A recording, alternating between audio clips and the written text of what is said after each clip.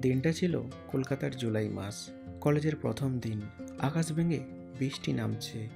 কলকাতার বিখ্যাত Saint Arora college আজ নতুন ছাত্রছাত্রীদের ভিড়ে একেবারেই জমজমাট। আমাদের গল্পের প্রথম চরিত্রটির নাম হলো ঋষি। ঋষি হলো ধনী পরিবারের ছেলে। বাবা বড় ব্যবসায়ী, চেহারায় আত্মবিশ্বাস, চোখে হালকা অহংকার, কিন্তু ভেতরে কোথাও একটা শূন্যতা আছে যেটা কেউই জানতে পারে না। আর ওদিকে অন্যজন হলেন পিহু, মধ্যবিত্ত পরিবারের মেয়ে।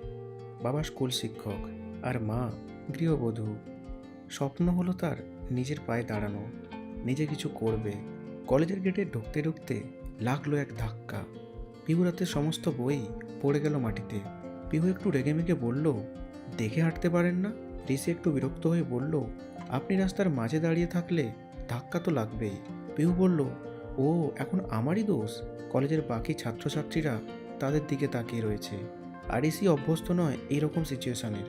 কেউ তাকে এমনভাবে কথা বলবে। সে একটু মুচকি হেসে বলল, নতুন নাকি? পিহু বলল, হ্যাঁ। আর আপনি? আর তখন ঋষি বলল, এই কলেজের আনঅফিসিয়াল কিং। পিহু চোখ ঘুরিয়ে বলল, রাজত্ব করার আগে মানুষ হতে শিখুন। এই বলে পিহু সেখান থেকে চলে গেল। ঋষি প্রথমবার চুপ করে দাঁড়িয়ে রইল। এরপর ক্লাসরুমে বসে ঋষি খেয়াল করলো পিহু প্রথম বেঞ্চে বসে মন দিয়ে লেকচার লিখছে। ওর চুলগুলো ভেজা, কাঁধের ওপর পড়ে আছে, মাঝে মাঝে কলম কামড়াচ্ছে। ঋষি তাকিয়ে থাকতেই বন্ধু আয়ন বলল, কী রে, আজ তোকে চুপচাপ লাগছে? ঋষি বলল, কিছু না। কিন্তু ঋষি জানে সে এমন কাউকে আগে দেখেনি। এরপর ক্লাস শেষ হলো। লাঞ্চ ব্রেকের পর পিহু এসে দেখলো ওর খাতা নেই। সে ব্যাগ ঘেটে পাচ্ছে না। এরপর ঋষি সামনে এসে খাতাটা বাড়িয়ে দিল আর বলল, এটা করছো? পিহু বলল, আপনি নিয়েছেন? ঋষি বলে, না, পড়ে যাচ্ছিল তাই তুলে রেখেছিলাম। এরপর পিহু একটু থেমে থ্যাংক ইউ বলল। ঋষি মুচকি হাসলো আর বলল, আজ প্রথমবার তুমি আমাকে ধন্যবাদ দিলে। পিহু কিছু না বলে চলে গেল, কিন্তু তার মুখে অদ্ভুত এক লজ্জা দেখা গিয়েছে। এরপর ক্লাস শেষ হয়ে ছুটি হয়ে গিয়েছে। তবে এদিকে আবার বৃষ্টি নেমেছে। পিহু বাড়ি থেকে ছাতা আনতেও ভুলে গিয়েছে, তাই তার কাছে কোনো ছাতা নেই। ঋষি গাড়িও আনেনি আজ। সে ছাতা বাড়িয়ে বলল, চলো আমি পৌঁছে দিই। পিহু বলল, না লাগবে না, আমি একাই যেতে পারবো। তখন ঋষি বলে, রাস্তায় কিন্তু কাদা, পড়ে গেলে কিন্তু আমি হাসবো।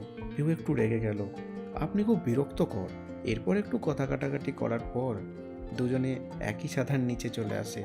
হাওয়ায় ভেজা মাটির গন্ধ, হঠাৎ বিদ্যুৎ চমকালো। পিহু একটু কেঁপে গেল। ঋষি বলল, ভয় পেয়েছো? পিহু বলল, না। তবে ঋষি এখানে খুব ভালো করেই বুঝতে পেরেছে মেয়েটা ওপর থেকে যতটাই শক্ত, ভেতর থেকে তার থেকেও বেশি নরম। সেদিন রাতে ঋষি বারান্দায় দাঁড়িয়ে বৃষ্টি দেখছে, মনে মনে ভাবছে কেন ওকে বলতে পারছি না।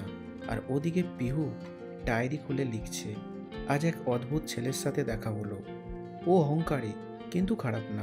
পরের দিন কলেজে নোটিশ বোর্ডের লেখা ছিল ফ্রেশার্স কালচারাল ইভেন্ট, আর নামের তালিকায় ঋষি এবং পিহু সেম টিমে। ঋষি মুচকি হেসে বলল, ভাগ্য। পিহু বিরক্ত, আমি পারবো না একেবারে। আর এই কথা শুনে ঋষি বলল, তাহলে আমিও করব না। দুজনেই একে অপরের দিকে তাকিয়ে রইল। কোথাও একটা যেন দুজনের মধ্যে অদ্ভুত টান তৈরি হয়েছে।